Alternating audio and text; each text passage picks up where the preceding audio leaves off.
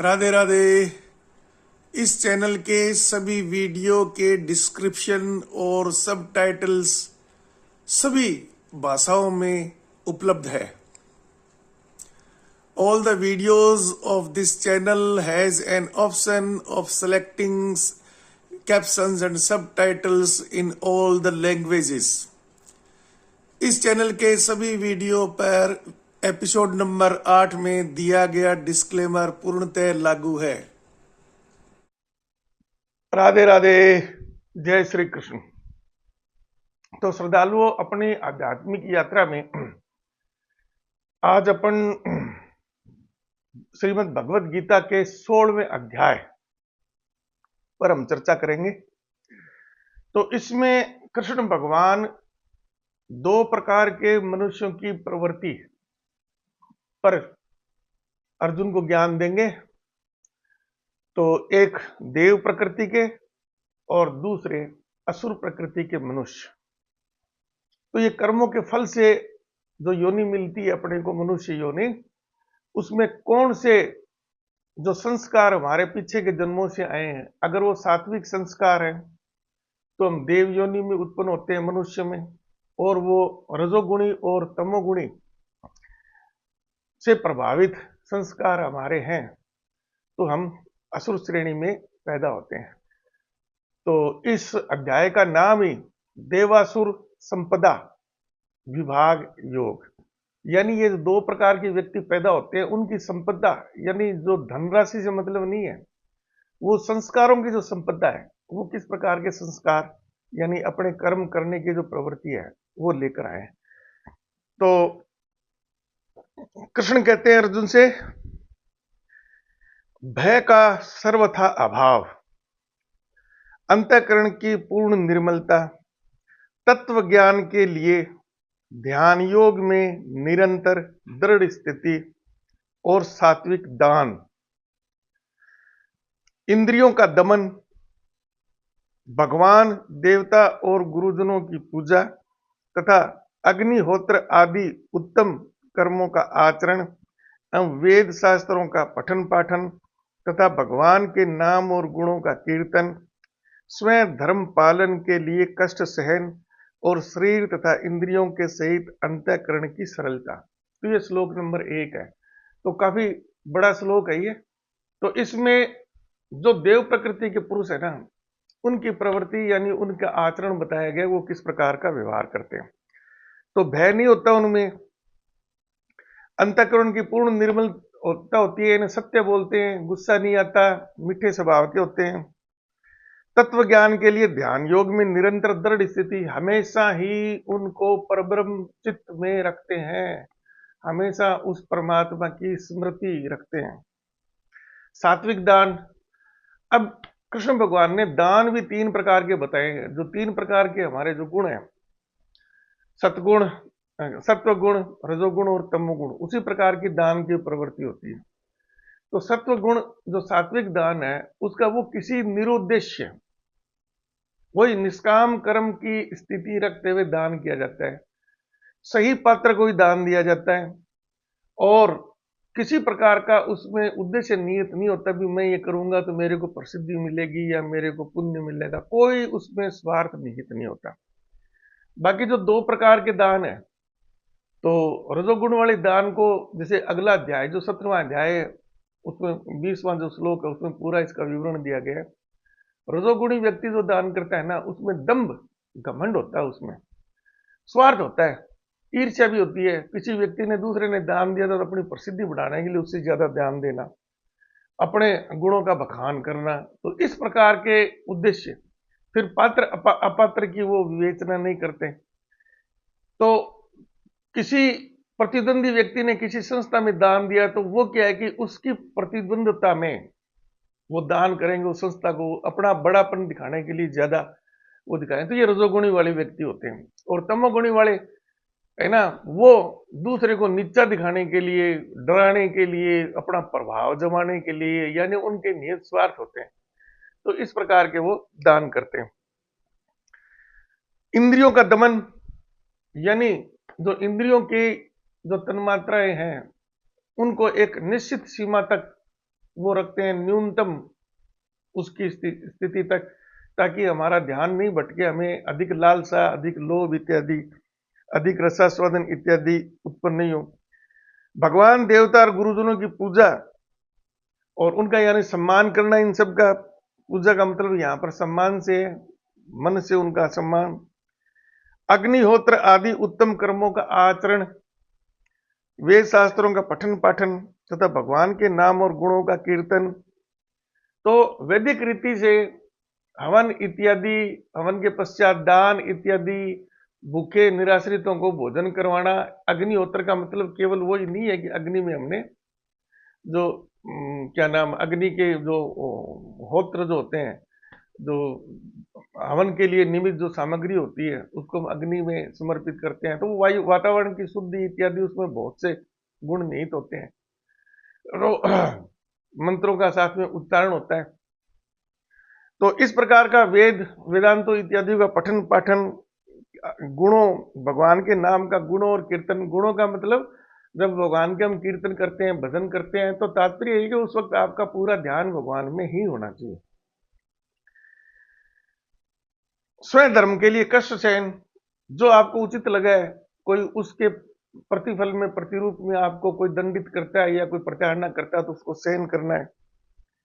शरीर तथा इंद्रियों के सहित अंतःकरण की सरलता, तो शरीर भी आपका, खान पान भी सरल होना चाहिए। अंतःकरण की शुद्धता, आत्मा अंदर से शुद्ध होना चाहिए, सच बोलना है, दूसरे के प्रति ईर्ष्या नहीं रखनी है, इस प्रकार से। और शरीर की भी निर्मलता, स्वच्छ शरीर को रखना है। तो ये क्या है, देव योनि में जो उत्पन्न हुए पुरुष हैं, उनके लक्षण बताए गए हैं। मन, वाणी और शरीर से किसी प्रकार की किसी को कष्ट न देना, यथार्थ और प्रिय भाषण करना, अपना अपकार करने वाले पर भी क्रोध का न होना, कर्मों में कर्तापन के अभिमान का त्याग, वही निष्काम कर्म, अंतःकरण की अपरति अर्थात चित्त की चंचलता का अभाव, स्थिर चित्त होना चाहिए, किसी की भी निंदादि नहीं करता, सब भूत प्राणियों में हेतु रहित दया, बगैर किसी उद्देश्य के दया, यानी कोई गाय हमें दूध दे रही है तो उस पर तो हम दया करें, और जो दूसरी गाय जो हमें दूध नहीं, उसी ऐसा नहीं, सब पर दया करनी है बगैर किसी उद्देश्य के, जीव मात्र मानकर उन पर हमें दया करनी है। इंद्रियों का विषयों के साथ संयोग होने पर भी उसमें आसक्ति का न होना। अब इंद्रियां हैं, भोजन भी हम करेंगे, इधर उधर जाएंगे भी, सब काम करेंगे, उसमें आसक्ति की भावना नहीं होनी चाहिए। जितने जिस आश्रम में हम, उस आश्रम के हिसाब से इंद्रियों के जो विषय हैं उनमें हमें संलग्न होना चाहिए, अति नहीं होनी चाहिए। कोमलता, लोक और शास्त्र से विरुद्ध आचरण में लज्जा, यानी कोमलता होनी चाहिए, और लोक और शास्त्र में जो अनैतिक काम बताए गए हैं उनको करने में लज्जा महसूस करना, यानी करना ही नहीं चाहिए, कि अगर वो करेंगे तो शर्म से डूब जाएंगे, इस प्रकार की भावना होनी चाहिए। व्यर्थ चेष्टाओं का अभाव, फालतू की चेष्टा ही नहीं है। तेज, क्षमा, धैर्य, बाहर की शुद्धि, तो उनमें तेज होता है, प्रभावित करते हैं लोगों को, वो सत्य वचन का तेज होता है, शुद्ध आचरण का तेज होता है, क्षमा की भावना होगी, धैर्य होगा, बहुत धैर्यशील होंगे, बाहर की शुद्धि, स्वच्छ एकदम बढ़िया, शरीर की सफाई इत्यादि, एवं किसी में भी शत्रु भाव का नहीं होना, अपने में पूज्यता के अभिमान का अभाव, कि मैं बड़ा हूं या मेरे को पूजो। ये सब तो हे अर्जुन देवी संपदा को लेकर उत्पन्न हुए पुरुषों के लक्षण हैं। हे पार्थ, अब वो असुर जो प्रवृत्ति के लोग हैं उनके लक्षण बताएंगे। हे पार्थ, दंभ, घमंड और अभिमान तथा क्रोध, कठोरता और अज्ञान भी, ये सब आसुरी संपदा को लेकर उत्पन्न हुए पुरुषों के लक्षण हैं। दैवी संपदा मुक्ति के लिए और आसुरी संपदा बांधने के लिए मानी गई है। इसलिए है अर्जुन, तू शोक मत कर, क्योंकि तू देवी संपदा को लेकर उत्पन्न हुआ है। तो यहां पर कृष्ण भगवान फिर कर्मण्यवाधिकारस्ते वाला जो श्लोक है ना, अध्याय नंबर 2 का 47वां, निष्काम कर्म वाला, उसका संबंध इसे स्थापित करते हैं दम, घमंड और अभिमान तथा क्रोध, कठोरता और अज्ञान भी, ये सब आसुरी संपदा को लेकर उत्पन्न हुए पुरुषों के लक्षण हैं। दैवी संपदा मुक्ति के लिए, जो देवी संपदा जो ऊपर गुण बताए ना, वो आपकी आसक्ति रहित, यानी आत्मा के इस प्रकार से जो विषय हैं उनसे बंधन मुक्त करने के लिए होते हैं, मुक्ति के लिए, और आसुरी संपदा बांधने के लिए मानी गई है। इसलिए अर्जुन, तू शोक मत कर, तू निराश मत हो, दुखी मत हो, क्योंकि तू देवी संपदा को लेकर उत्पन्न हुआ है, इसलिए तू है ना आसक्ति से विमुक्त हो जाएगा। तो कृष्ण भगवान ने उसको आश्वासित किया कि क्योंकि तू देवी संपदा को लेकर उत्पन्न हुआ है, इसलिए तू आसुरी, क्या नाम है, तू इनके, इससे तू विरक्ति पा जाएगा विषय भोग से। हे अर्जुन, इस लोक में भूतों की सृष्टि यानी मनुष्य संप्रदाय दो ही प्रकार का है, एक तो देवी प्रकृति वाला और दूसरा आसुरी प्रकृति वाला।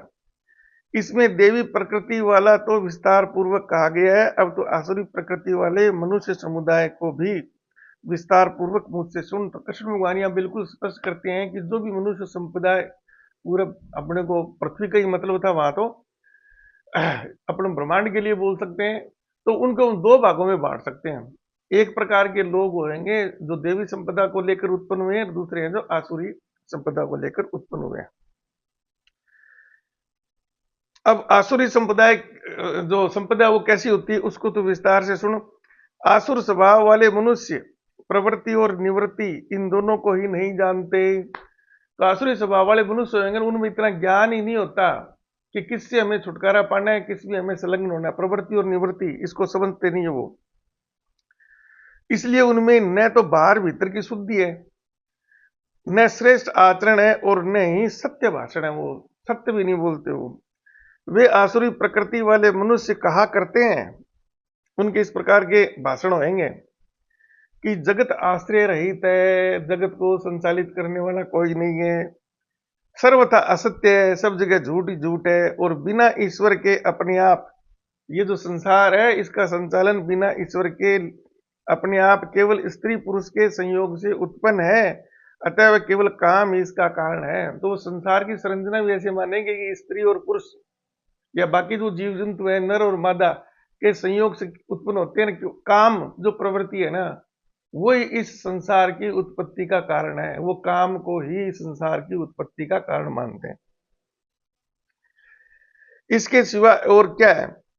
इस मिथ्या ज्ञान को अवलंबन करके जिनका स्वभाव नष्ट हो गया है तथा जिनकी बुद्धि मंद है, वे सबका अपकार करने वाले क्रूर कर्मी मनुष्य केवल जगत के नाश के लिए ही समर्थ होते हैं। तो ऐसे स्वभाव वाले ना, वो जगत के नाश, तो जगत का नाश का मतलब वो वैसे भी वध वगैरह से भी संबंधित है, और जो सात्विक आचरण है उसका नाश करने का इसमें ज्यादा तात्पर्य है। तो जगत का नाश करने वाले ही होते हैं। वे दंभ, मान और मद से युक्त मनुष्य किसी प्रकार भी पूर्ण न होने वाली कामनाओं का आश्रय लेकर अज्ञान से मिथ्या सिद्धांतों को ग्रहण करके और भ्रष्ट आचरणों को धारण करके संसार में विचरते हैं। ये बड़ी अच्छी बात बताइए कृष्ण भगवान ने। वे दंभ यानी घमंड, मान और मद से युक्त मनुष्य किसी प्रकार भी पूर्ण न होने वाली कामनाओं का आश्रय लेकर, जिन कामनाओं को पूर्ण करने की कोशिश कर रहे हैं ना, वो पूर्ण भी नहीं होंगी। वो किसी भी प्रकार की पूर्ण न होने वाली कामनाओं का आश्रय, उनका वो शरण में चले जाते हैं। अज्ञान से मिथ्या सिद्धांत को ग्रहण करके, अज्ञान के कारण वो क्या है कि अपना एक झूठा ही कोई सिद्धांत बना लेते हैं। तो जैसे इस प्रकार के देखे होंगे आपने प्रवक्ताओं को, तो अपना एक अलग से ही नियम वो बना लेते हैं, है ना। जैसे वो एक वो अपना जो है आचार्य प्रशांत का मैं बता रहा हूं, जैसे तो अब उसकी शादी के बारे में कोई सूचना नहीं है, लेकिन कहने का मतलब उसने वो सिद्धांत बना लिया भी मेरी शादी तो क्या है कि सेवा से हो रखी है, वो हो रखी है, मैं किसी पर निर्भर नहीं। तो अपना एक उसने अलग से सिद्धांत बना लिया, जबकि उसको ज्ञान होता तो उसको ये पता होना चाहिए भाई तेरे को गृहस्थ आश्रम में जाना बहुत आवश्यक था, गृहस्थ आश्रम का पालन करना चारों आश्रमों में सर्वश्रेष्ठ माना है। तो तेरा ज्ञान तो जो तेरा वेद वेदांत इत्यादि का गीता ज्ञान वो तो सारा व्यर्थ है। उस पर तो आचरण नहीं करता। इसीलिए वो क्या है कि गीता का जो विश्लेषण है ना, वो भी उसे एक नकली सिद्धांत उसने बना, उसके आधार पर वो करता है। तो इस प्रकार से आप क्या है कि सच्चे गुरुओं और नकली गुरुओं की भी पहचान कर सकते हैं। गीता में कहीं पर भी आपको कोई समस्या आती है किसी ग्रंथ के श्लोक के अर्थ को समझने में, तो आप कृष्ण भगवान के चरित्र को अपने सामने देखो कि उन्होंने अपना जीवन कैसे जिया था। जहां पर भी संन्यास का तात्पर्य आता है ना, तो इसका मतलब जो बाकी जो लोग जीवन में संन्यास शब्द का या बाकी जो इस प्रकार के ज्ञान देने वाले हैं, वो संन्यास का मतलब घर त्याग दो और भगवा धारण कर लो, संसार को त्याग दो। कृष्ण भगवान ने ऐसा किया था क्या? नहीं। चारों आश्रमों से गुजरना है। वहां पर संन्यास का मतलब है निष्काम कर्म के लिए जो आपकी आसक्ति है, काम करने के प्रति जो आसक्ति है ना, जो आपका उद्देश्य है, उसका त्याग करना है। इसी प्रकार से विषय भोगों से आपको संन्यास लेना है। संन्यास का मतलब एक वो भगवान धारण करके निकलना है क्या?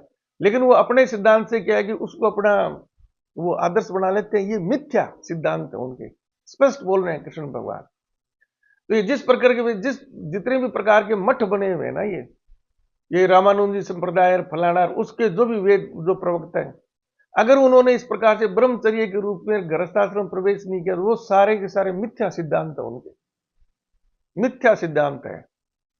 ये ठीक है, ईश्वर की लीला है कि क्या नाम, किसी ने गृहस्थ आश्रम में प्रवेश किया लेकिन किसी कारणवश से उसको संतान उत्पत्ति नहीं हुई, तो उनके पिछले जन्मों का कर्म है, लेकिन उन्होंने गृहस्थ आश्रम का परित्याग नहीं किया।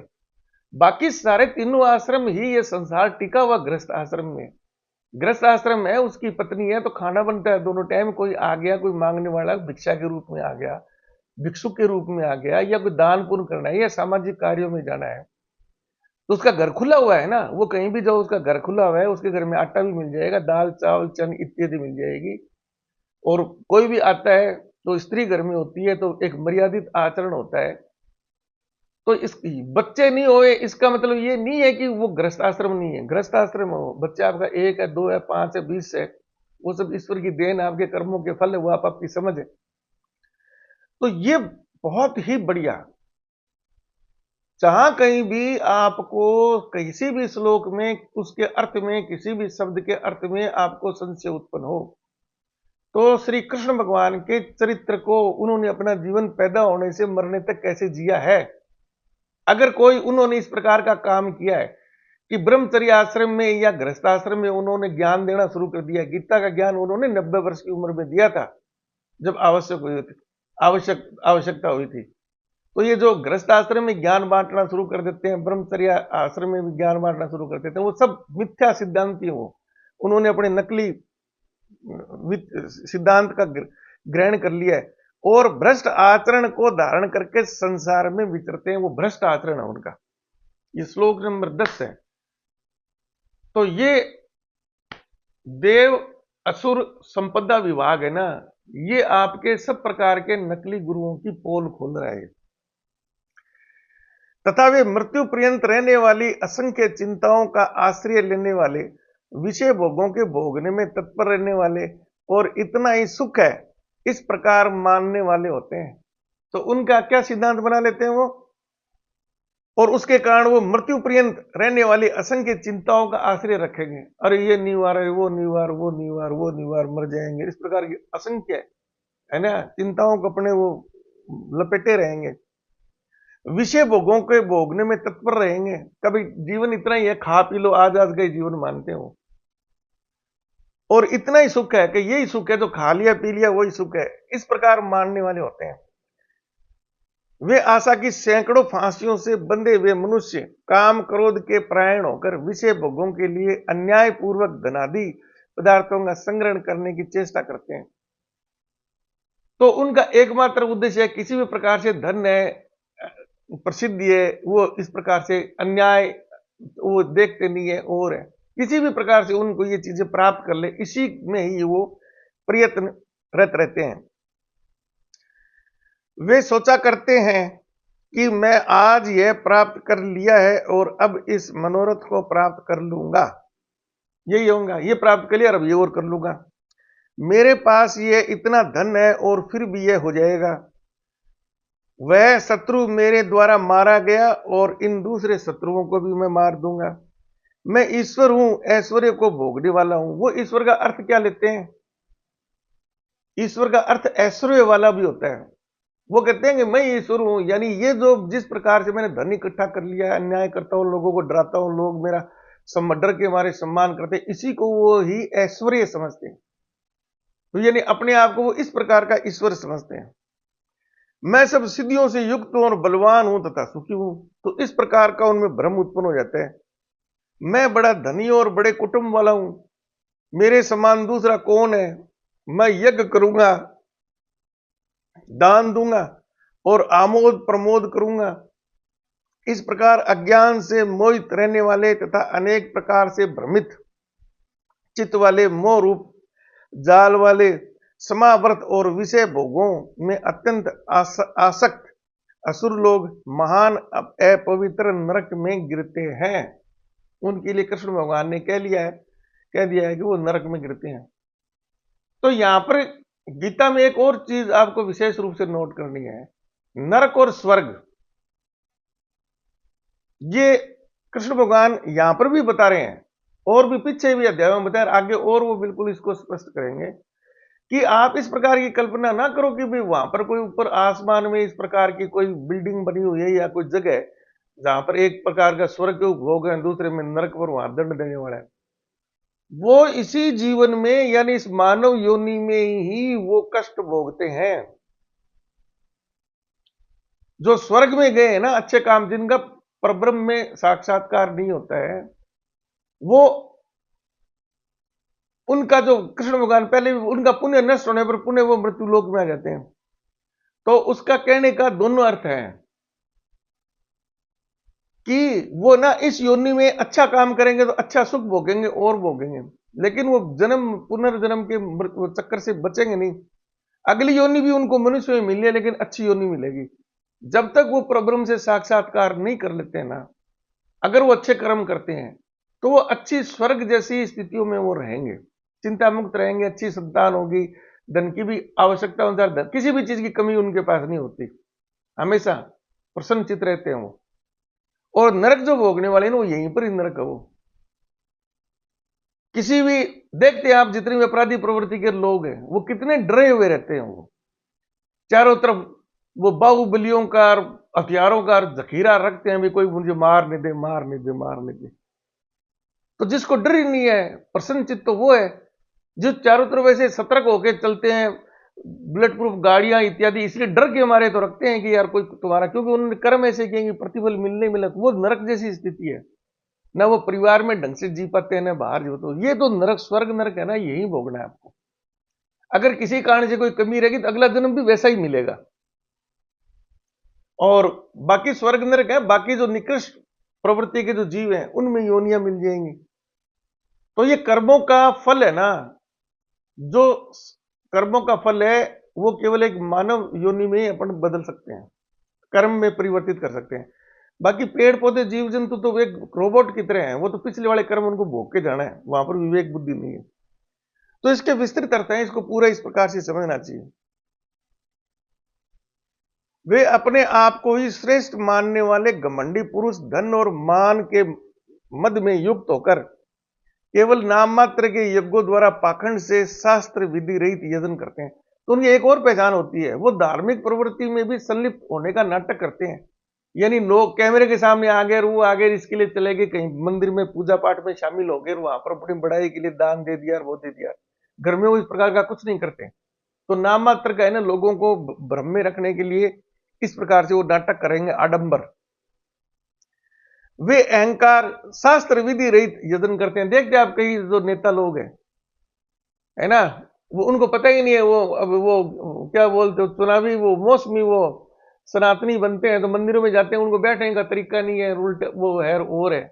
इस प्रकार से देखे आपने सदम वैसे ये जो नेता है, वे अहंकार बल घमंड कामना और क्रोध आदि के परायण और दूसरों की निंदा करने वाले पुरुष अपने और दूसरों के शरीर में स्थित मुझ अंतर्यामी से देश करने वाले होते हैं।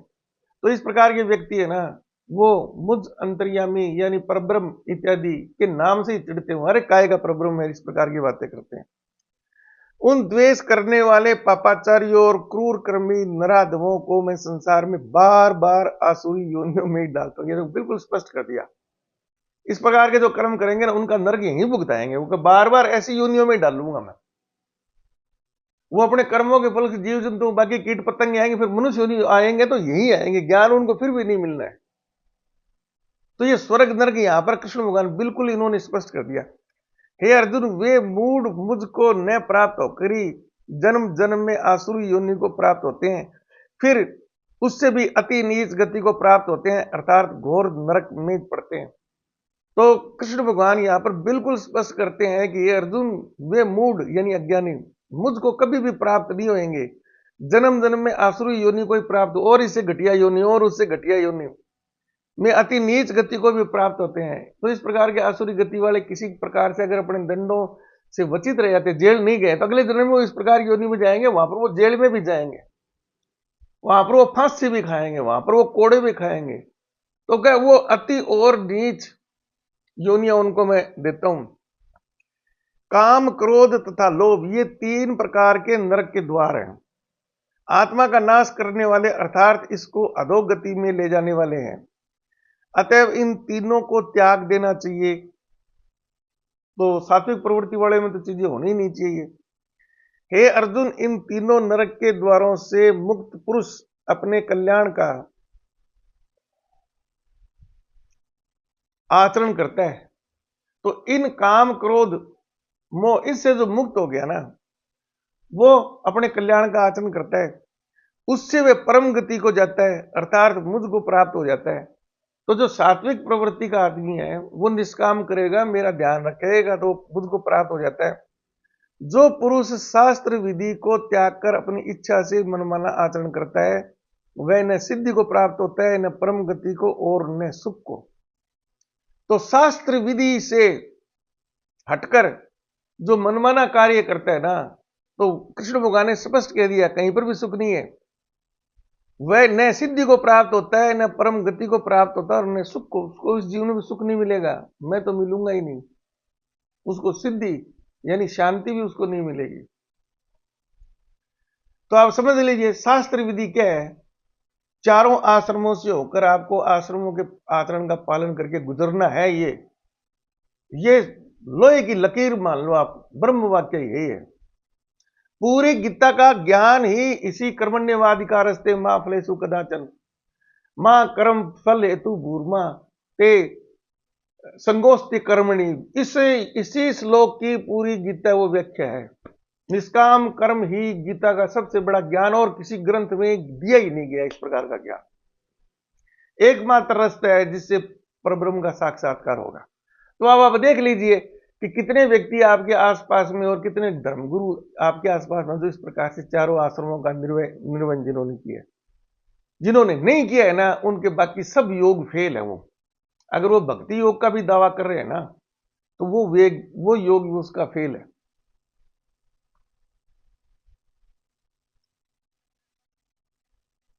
इससे तेरे लिए इस सर्व कर्तव्य और अकर्तव्य की व्यवस्था में शास्त्रीय प्रमाण है। अब कृष्ण भगवान अर्जुन से कहते हैं कि ये शास्त्र है ना, तेरे लिए क्या कर्तव्य है क्या अकर्तव्य है, ये शास्त्र प्रमाण है। ऐसा जानकर तू शास्त्र विधि से नियत कर्म ही करने योग्य है। तो शास्त्र में विहित जो नियत कर्म है ना, वही तेरे को करने चाहिए। तो ये देवासुर संपदा विभाग योग है, 16वां अध्याय। तो इस वीडियो का अधिकतम शेयर कीजिए, लाइक कीजिए, सब्सक्राइब कीजिए। राधे राधे।